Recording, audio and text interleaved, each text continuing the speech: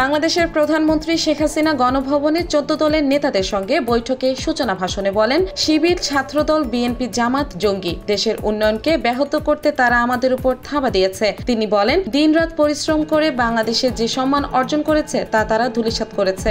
এটি অত্যন্ত পরিতাপের বিষয়। জামাত ও শিবিরকে নিষিদ্ধ করার সিদ্ধান্ত হয়েছে। 2-1 দিনের মধ্যে সরকার চূড়ান্ত সিদ্ধান্ত নেবে।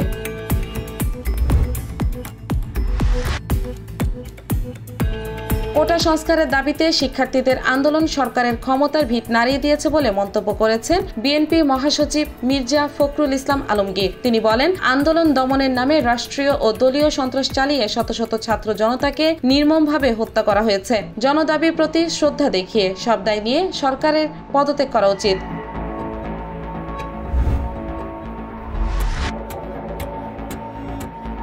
প্রেসিডেন্ট জো বাইডেন সোমবার সুপ্রিম কোর্টের জন্য বিচারপতির মেয়াদ সীমা এবং একটি বাধ্যতামূলক আচরণ বিধি সহ ব্যাপক সংস্কারের প্রস্তাব করেন বলে জানিয়েছে হোয়াইট হাউস। বার্তা সংস্থা রয়টার্স জানায়, টেক্সাসের অস্টিনে সাবেক প্রেসিডেন্ট লিন্ডন বি জনসনের প্রেসিডেন্সিয়াল লাইব্রেরিতে বক্তৃতার সময় প্রেসিডেন্ট বাইডেন সুপ্রিম কোর্টের এই পরিবর্তনগুলোর পাশাপাশি প্রেসিডেন্টের বিশেষ দায় মুক্তি বাতিল করার জন্য একটি সাংবিধানিক সংশোধনীর প্রস্তাব করবেন।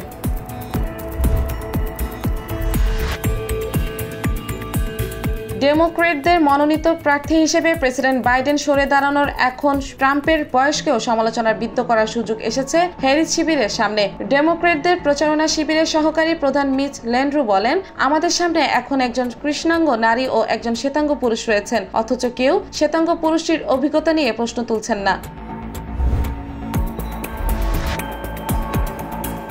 ওয়াশিংটন ও টোকিওর কর্তৃপক্ষ জানিয়েছে, আমেরিকা ও জাপান নিজেদের মধ্যকার প্রতিরক্ষা সহযোগিতাকে আরও এগিয়ে নেওয়ার পদক্ষেপ নিচ্ছে। এর প্রেক্ষিতে জাপানে অবস্থিত নিজেদের সামরিক বাহিনীকে ঢেলে সাজাতে যাচ্ছে আমেরিকা। সাউথ চায়না সিতে আধিপত্য বিস্তারের জন্য চায়নার ক্রমবর্ধমান হুমকি ও নর্থ কোরিয়ার অবৈধ অস্ত্র কর্মসূচির প্রেক্ষিতে এই অঞ্চলকে ঘিরে নতুন করে পরিকল্পনা করছে জাপান ও আমেরিকা।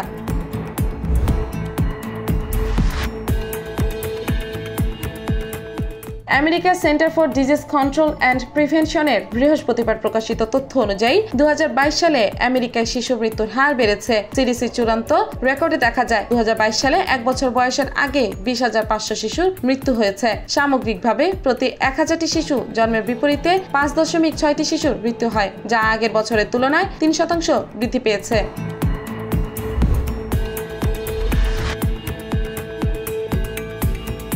রাশিয়ার প্রতিরক্ষা মন্ত্রণালয় টেলিগ্রামে বলেছে, এন্টি এয়ার ডিফেন্স সিস্টেমগুলো তুরস্ক অঞ্চলে 19টি, বেলগোরোদের আকাশে 9টি, ভরোনেজে 3টি এবং ব্রায়ানস্কের আকাশে 5টি ড্রোন ধ্বংস করেছে। এসব অঞ্চলের সবগুলোই ইউক্রেনই সীমান্তে অবস্থিত।